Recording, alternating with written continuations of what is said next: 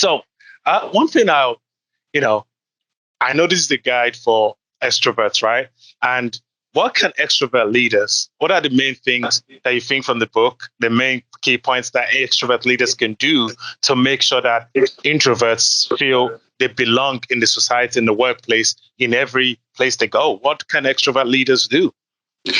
Yeah, I talk about several different things. I mean, there's several sections with the book, but I'll focus on a couple. You mentioned belonging, right? Mm-hmm. And it's really, I think belonging is a key concept. And if anybody wants to know more about belonging or empathy or anything like that, I would encourage them to go out and look at Brene Brown's work, because she's kind of the authority in this space. But so the first thing, it's really buying into this concept that fitting in is different from belonging. We currently make people fit in, which means they have to change in order to exist within an organization. So an introvert, in order to fit in corporate America's leadership, has to change their behaviors to extroverted behaviors, typically, which is different from belonging. So they can be a leader, but they're going to act extroverted. If you really want introverts to belong and lead as people, as authentically as themselves, then you need to let them leverage their strengths. Let them be introverted leaders, not make them act like extroverted leaders. So that's the first thing, is really think about belonging and how it's different from fitting in. And as a leader, are you making your people fit in? Are you allowing them to belong for who they are? And when they belong, they're going to be happier. They're most likely going to be more productive. They're definitely going to work better together. I have another story in there too, where there's this idea, in order to get introverts to talk more, you have to make them act extroverted. But I think that's one of the things where we have it backwards. By forcing them to be something other than they are, they're actually probably, on the surface, it may seem like they're talking more, but they're actually becoming more reserved.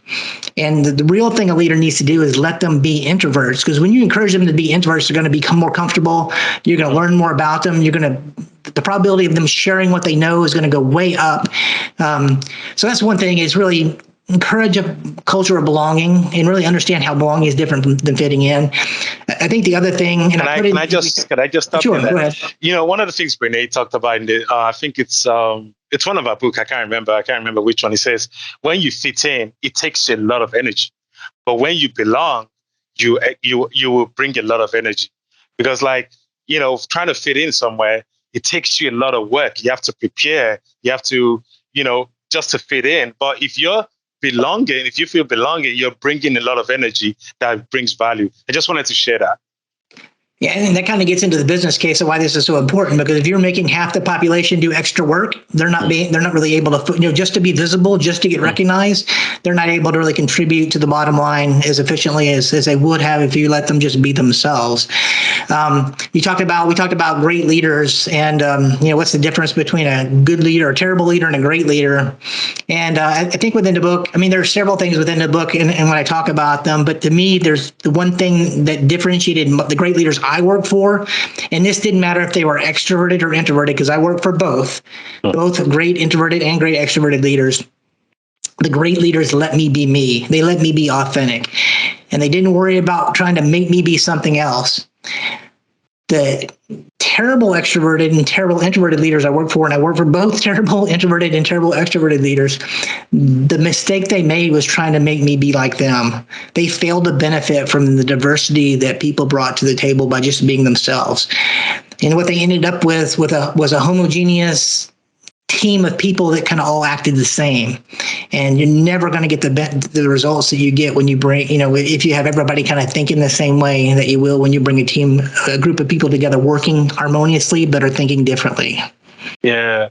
I see Ted Lasso in the back there, right? I was like, man, that you just brought me some of the stuff Ted used to do, how he used to, relate to his team in different ways, right? People that are very outgoing and talk too much, and people that don't talk. I think that's the best way to bring, the best out of people, because if you keep making people, be like you're creating robots, right? You're not bringing in the people that can bring the human feel of stuff, and the people to be themselves and bring value to the team and bring value to the organization in their different ways. I think, I know I've told you this story before. I went to a meeting one time. There's one guy in the meeting. He didn't say nothing. and everybody was in the meeting talking, giving, and this guy I took a lot of notes, and this guy went into his office and sent the best email I've ever received in my entire career. Like, he fed it out, and I went to him and said, "Oh, why didn't you say, like, that's not me? I like to listen. I like to spread." Like, that was one of the best emails I ever got, and that has actually taught me a lesson that introverts are the best thinking people on earth. But like, you need that introvert. If you're an extrovert, you need that introverted time to really think and get yourself, and bring out the best value and the best notes. No, that is really cool. One thing I wanted to, how do introverts, and because I know you talked a little bit about microaggression in the book, right? How do introverts manage that microaggression, and also how can they use the introversion to bring value to a team, to organization, to wherever they're doing? Yeah, so I mean, I have a whole chapter on. We talk about bias and discrimination, but I also talk about microaggressions against the introverted population and how they contribute to a culture of bias and personality type bias and discrimination. And I mean, there's simple examples. Like in the example I opened the chapter with is I got an email one day from a CEO of a company, an engineering company, and he had read an article I posted on LinkedIn. So we set up a meeting. We were Zooming and talking to each other, and we were asking about our families and getting to know each other. And about 10 minutes in the conversation, he goes, "If I hadn't known it, I would never know you're introverted." And, I just kind of glanced over it and passed over it. But when I started thinking about it, and this kind of goes back to your example with the guy with the email, is that introverts need time to think about it. When I started thinking about that one comment, he didn't mean anything by it. He was actually trying to pay me a compliment. But for me to be, to accept that compliment, I would be complacent, or I would be kind of agreeing with the idea that there's something wrong with introverts. Why was me having a normal conversation as an introvert worth noting as special? And it wasn't. And it kind of contributes to the idea that there's something wrong with introverts in general. And I can guarantee you, whether you're introverted, extroverted, or somewhere in between, you're normal. There's nothing wrong with you. Nothing at all. There's absolutely nothing wrong with you. And we have to stop treating people like there is. But it's that idea that we say things like that every day, and it's just not to microaggressions apply to every group, to everybody. Everybody does it. Everybody receives them. But it's this idea that we do it constantly, and when we do it enough, one microaggression is not a big deal. But when you do it enough, it becomes an overwhelming burden on the person and the organization, and it becomes much heavier and much more difficult to deal with. And also it becomes something we all consider normal. So now we brainwashed the whole organization into believing treating one group of people differently and joking about it subtly is okay, which is ridiculous when you think about it. So, and you ask about introverts and kind of what we could do. One of the things about this book is I called it the Extroverts Guide, and I got feedback from 4 or 5 different people saying, look, you don't need to call it that, because when you call it the Extroverts Guide, you're kind of eliminating the chances that introverts will read it. But once again, I called it that on purpose because I needed the message to get out to extroverted leaders. But there's a lot of stuff in this for the introvert as well. This book for the introvert, there's a lot of life lessons. There's a lot of my history that you can learn from as an introvert about, I felt I was broken. I was taught I was broken. And it took me a long time to understand there was nothing wrong with me. I wasn't broken. I was perfectly normal, and I was capable, and I was deserving of that leadership position. But when you're by yourself and you're young in a corporation like a big company, and you have all of these pressures on you to act and conform to a certain norm, it's difficult. And being able to kind of learn that you're not alone. It's okay to be you. Those kind of simple things, they're hard to embrace unless you have a leader that's willing to let you embrace them. Oh, wow.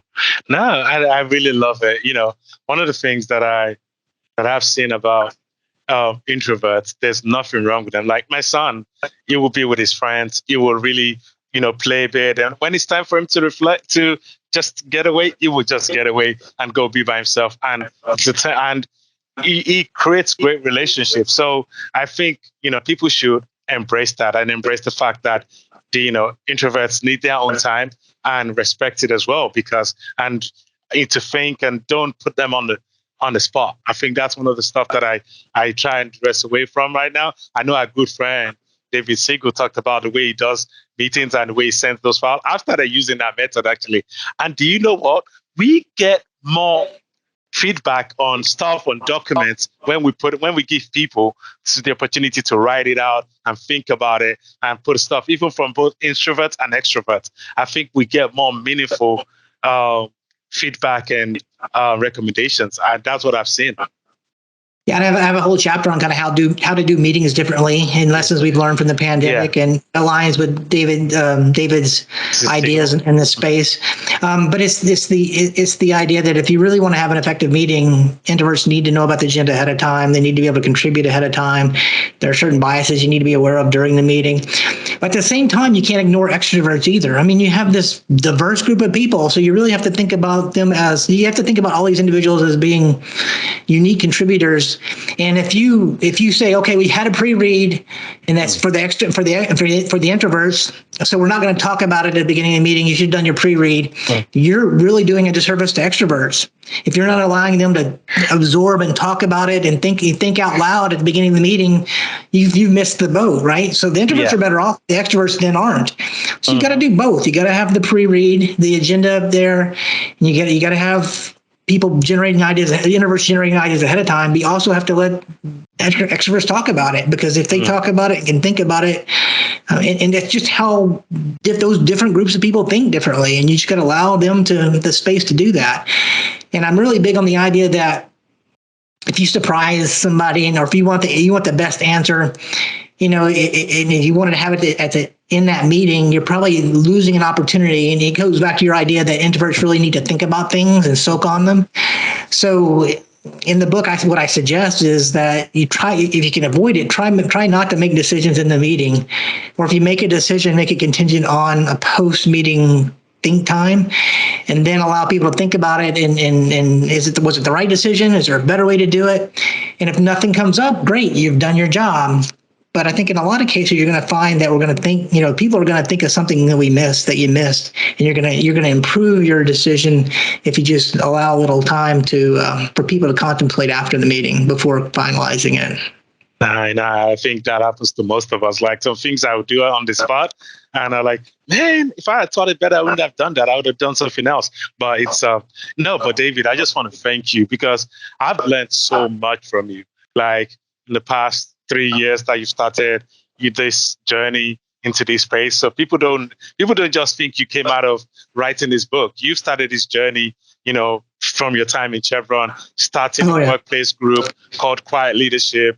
And, it was a purpose-driven intention for you. It's not something that you just came out of the blue and you wrote a book. It's something you've been teaching us, and, giving us opportunities, giving us things to ask questions, giving us time to talk. And I've learned a lot from you, and I know a lot of people have learned a lot from you. So I just wanted to say thank you for teaching us about this. Thank you very much.